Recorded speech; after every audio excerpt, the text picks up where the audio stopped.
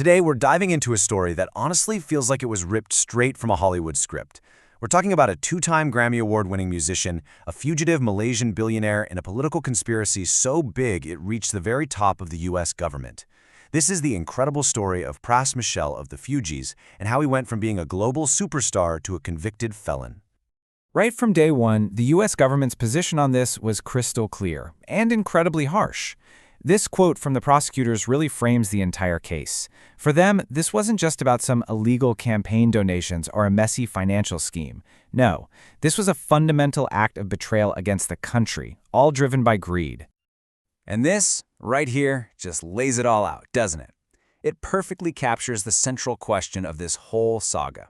On one side, you have the absolute peak of fame in 1997, holding 2 Grammys, and on the other, a 14-year federal prison sentence. So how on earth does someone get from that stage to a federal courtroom? Well, that's exactly what we're going to unpack. To really understand the fall, you have to remember the climb.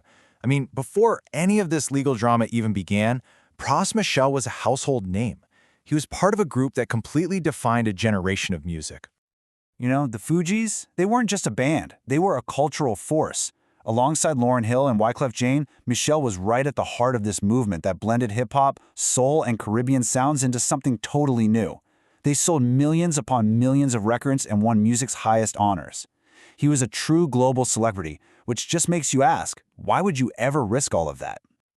Okay, so this is where the story takes a really sharp turn. We leave the world of music behind and step into the complex and pretty shadowy world of international finance. A fugitive financier named Joe Low comes into the picture, and he brings with him one of the biggest financial scandals in recent memory. At the very heart of the case against Michel is this specific charge. Now, it sounds complicated, but it's actually pretty straightforward.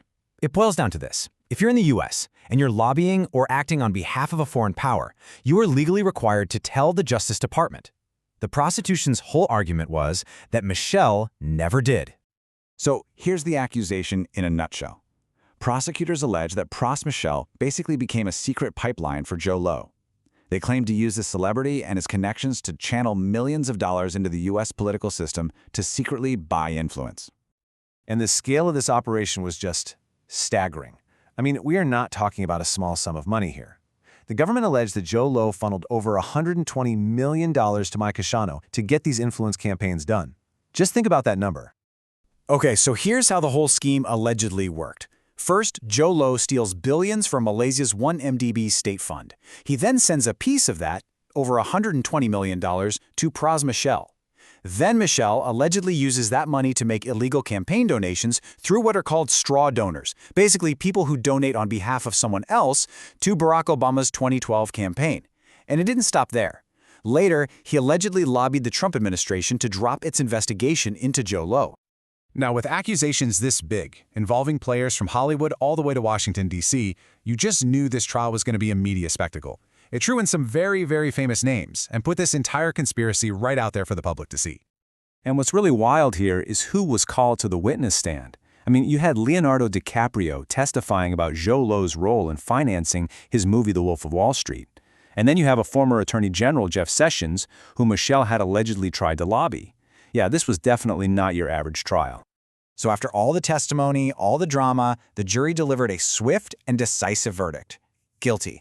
And not on just 1 or 2 charges, but on all 10 counts brought against him. We're talking everything from conspiracy to defraud the U.S. government to acting as an unregistered foreign agent and even witness tamper. Okay, so the guilty verdict is in. The next phase, sentencing. And this is where the two sides presented these wildly different views on what justice should even look like for a crime of this magnitude. On one hand, you had the prosecution. They argued Michel's crimes were such a deep betrayal in his country that they actually asked for a life sentence. A life sentence. Then, on the other hand, his defense argued that was absurdly high, a punishment usually saved for terrorists, and they asked for just 3 years. The gap between those two positions was just immense. So in the end, where did the judge land? Right here, 14 years in federal prison. Now that's a lot less than the life sentence prosecutors wanted, but it's still a devastatingly long time. It effectively marks the end of the 52-year-old rapper's public life as he knew it.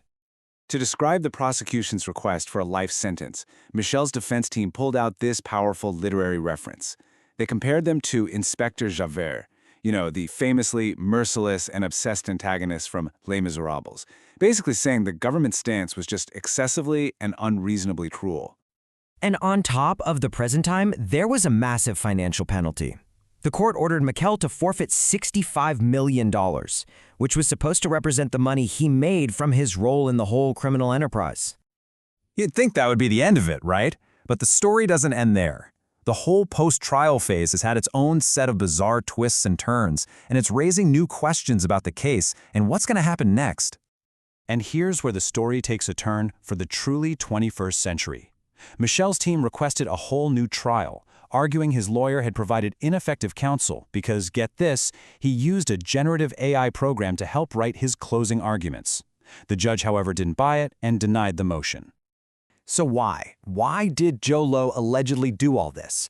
Well, according to Michel's defense, the big motive for funneling millions into a U.S. presidential campaign, it wasn't to shift major policy. It was surprisingly simple and maybe a little vain. Joe Low just wanted a photo with President Obama. But make no mistake, for Pras Michel, this fight is not over.